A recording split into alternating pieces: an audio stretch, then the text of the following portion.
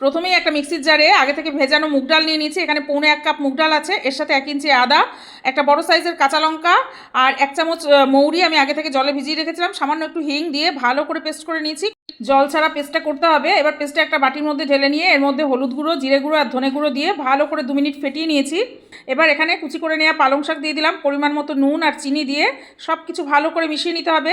এটা যেমন হেলদি তেমন কিন্তু টেস্টি, রুটি পরোটা ভাত সব কিছুর সাথে খেতে দারুণ লাগে।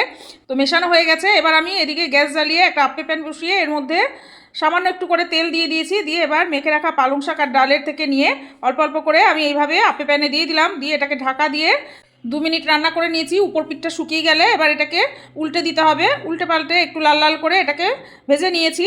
তো দেখো কম তেলে কত সুন্দর ভাজা হয়ে গেছে। যাদের আপ্পে প্যানটা নেই তারা কড়াইতে ডিপ ফ্রাই বা শ্যালো ফ্রাই করে নিতে পারো।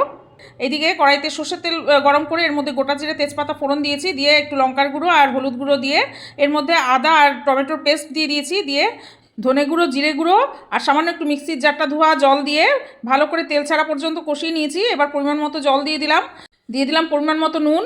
এবার জলটা ফুটে উঠলে এর মধ্যে দিয়ে দিলাম ভেজে রাখা বড়াগুলো।